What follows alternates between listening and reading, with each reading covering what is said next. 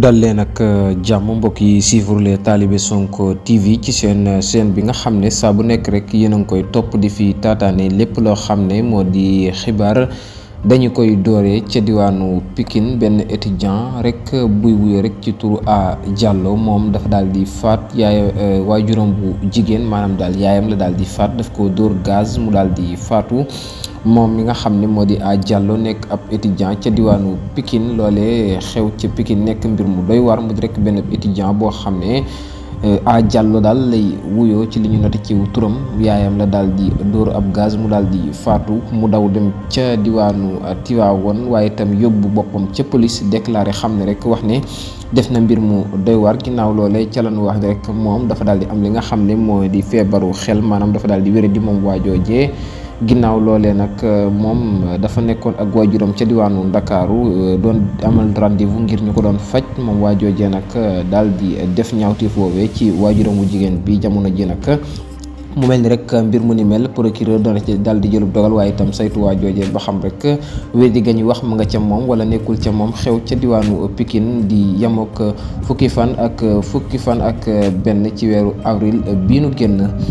ñu wax ci keneen mu di Ameth Ndiaye mi nga xam ne ñëpp ràññee nañ ko lool moom muy def buzz ci internet bi moom Ameth Ndiaye mi nga xam ne ñëpp ràññee nañ ko lool moom nag ki nga xam ne moo di Ndanane TV ginnaaw nag ànd bi nga xam daal na koy ànd ak moom ne du taqaliku ak moom benn yoon ginnaaw loolee tax na nag moom Ndanane TV ni kii démb dafa daal di def liggéey bu rëy jëm ci kii di Ameth Ndiaye moom Ndanane TV. maanaam Seck Ndanane la mu def moo di xaalis bi nga xam ne ñi ngi ko doon dajaleel Ameth Ndiaye mu xam ne nag Ameth Ndiaye xale la te itam xale la boo xam ne yaayam dafa génn àdduna kon tout tànk la jot nañu taxawu ko lu ni mel tax nag mu dem ca diwaanu Thiès ñi nga xam ne ñoo di waa Dabay Imo ñoom ñi nga xam dañuy jaay ay kër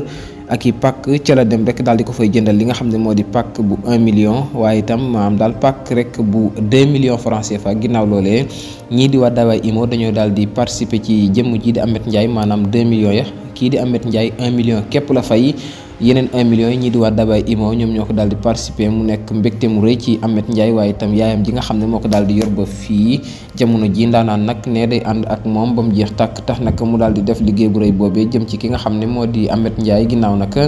bi nga xam ne daal ne def bës ci mbaamam moom mais ba léegi jamono ji nag mu mel ni borom bi rek dafay daal di tijj ay bunti wërsëgam saa bu nekk lu ni mel nag tax kii di Ndanane TV ne moom dafay ànd ak moom waaye itam ba mu jeex tàkk tabaxal ko kër googee ngir bu ëllëgee bu gëstoo gis ko xam ne am na kër waaye donte tout tànk la moom Ndanane TV moo ko daal di amal kër ga nag toll ci li nga xam ne moo di 10/15 ab yaatuwaay ak guddaay mu nekk nag lu am solo ginnaaw loolee ki nga xam ne moo di Saliou Global Business mi nga xam ne moo ko joxoon téléphone XR boobee moom Saliou Global Business daal dinay yëkkati tonne ciment daal di koy tàmbalee këru Ameth Ndiaye googee di wax ne rek moom moo ci njëkk a participé moom Saliou Global Business di jaaykatu téléphone mu nekk nag loo xam ne mbégte mu rëy la waaye itam nekk nag loo xam ne lu am solo la jëm ci jëmm ji di Ameth Ndiaye ginnaaw nag moom waajuram bu jigéen bi génn àdduna tantam ji daal di koy yor ba fii jamono ji mu nekk nag jigéen goo xam ne gu baax la Sénégal yëpp di ko seedal ak baaxam ndax kat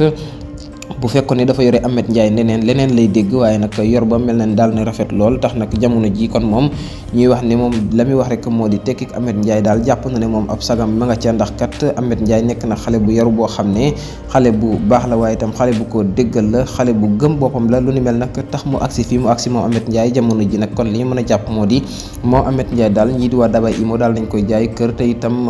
balaa yàgg dara kii di Seck Ndanane dana taxaw ca fondement ba ngir rek ñu daal di koy taxawal këram googee mën a àgg moom Ameth Ndiaye bu màggee daal di xam ne rek am na ab pàkk fii ci kaw suuf jamono ji loole mooy liggéey bi nga xam ne ñii di waa Ndanane TV daal nañ koy def jëmee ko ci jëmm ji di Ameth Ndiaye jaa ngeen jëf.